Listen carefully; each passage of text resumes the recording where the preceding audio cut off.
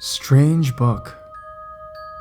My grandmother has told me the following story in bits and pieces as she wasn't very keen on telling the story. But over the years, I have talked to her about on many occasions when we were alone. It all started with my grandfather being sent out for the German army to fight in France during World War I. In some remote village, he found a strange book in the rubble and remains of a church and kept it during the rest of his time in the war. When he returned home, he started reading the book. It was a bit hard for him as it wasn't his native language. My grandmother couldn't tell me what language it was written in. The more he read in the book, the more worried he grew as it was a mean book. He kept the book in his possession for a number of years, but was always very tense and nervous when he stumbled upon it. I was told it was about witchcraft and spells and black magic. It was quite an old book, already at the time that he found it. After a lot of years, he got enough of it and decided to burn the book, so he put it in his fireplace. The next morning, he found that the book had reappeared on a table. A bit confused, he burned it again several times, but it kept reappearing. Very worried, he threw the book in the ocean, but as previous, it reappeared the next day. Baffled and worried, he contacted a local priest who came and took a look at the book and didn't know what to do, so they contacted some more qualified priest that came and took the book away. After that, the book didn't reappear. This story has always interested me a lot, especially since my grandmother's side of the family seems to be really in contact with the other side. I don't know how to write that in English, and she was clearly nervous with the story. Actually, me and my father were the only ones ever to get the story from her. Has anybody heard of a story like that before?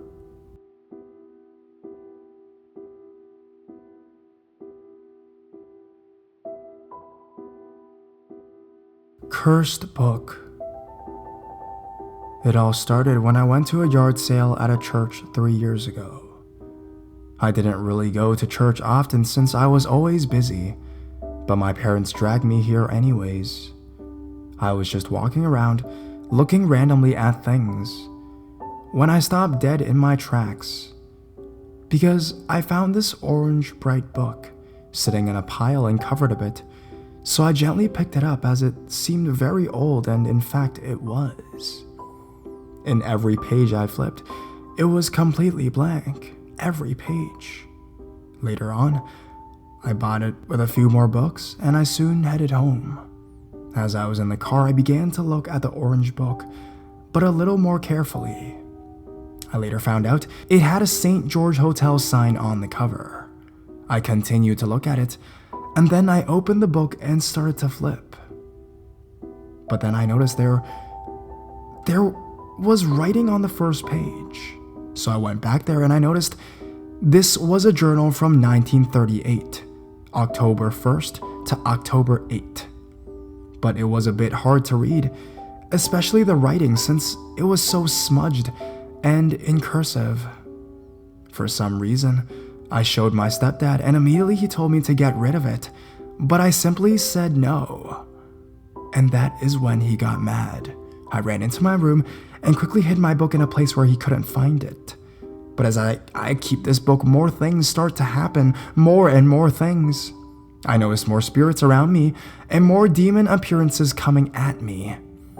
As I read this book, it has a weird feeling and this energy I cannot describe. When I was reading it the other day, this pale man entered my room and simply looked at me while I read it.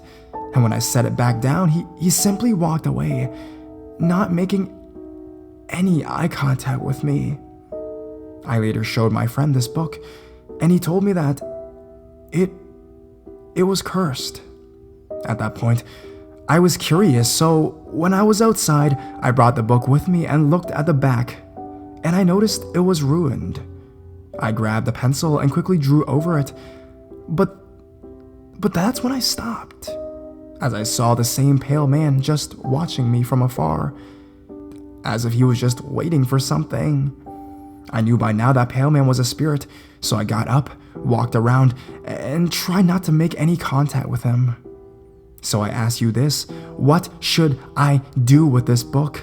I still have the book and it is currently in my room hiding.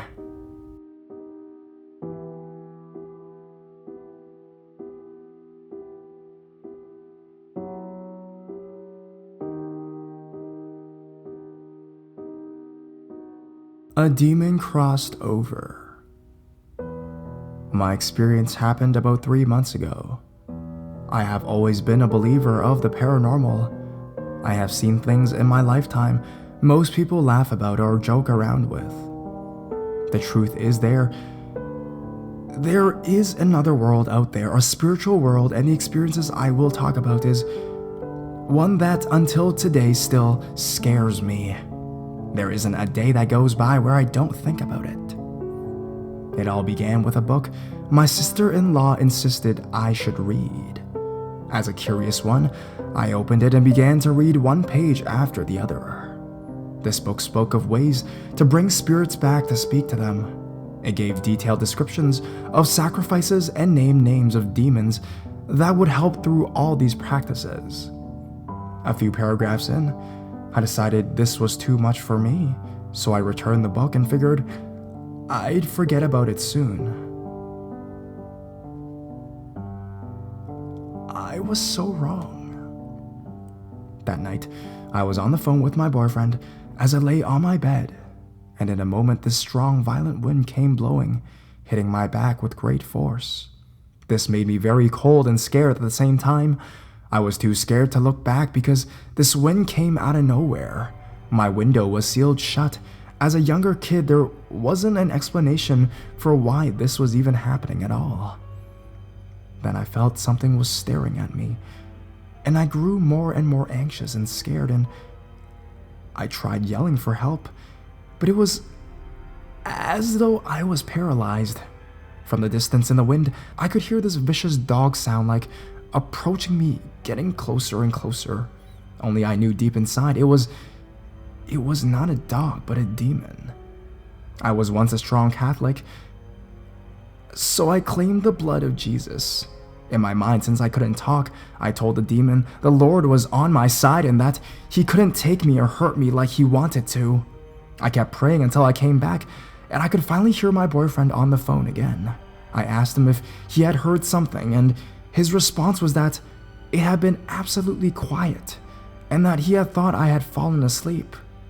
But I knew this was something real because I tried calling for my boyfriend for help, but when I tried to do that, nothing came out of my mouth. I never went to sleep that night, and I know I opened some kind of door by reading that book.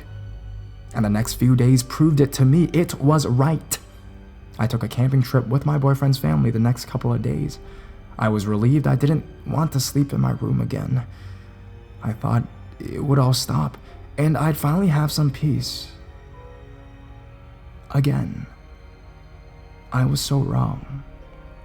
Every night of that trip, this thing came back and just sat at the foot of the bunk beds, where'd I hear it growl, and it would be a constant battle to make it go away. Not one of those nights was I alone, yet no one heard or saw anything. As ironic as this may sound, I knew this demon from before all these things started happening. I had seen him in my dreams.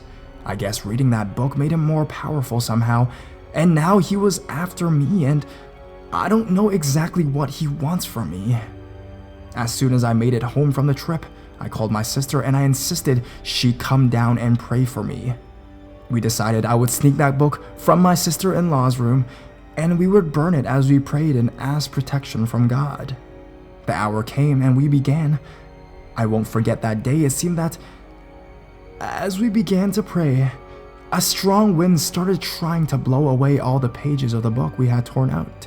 It took hours before all the pages were consumed, and I saw the demon run through my window. I knew then things would be okay, as a big sense of relief came over me.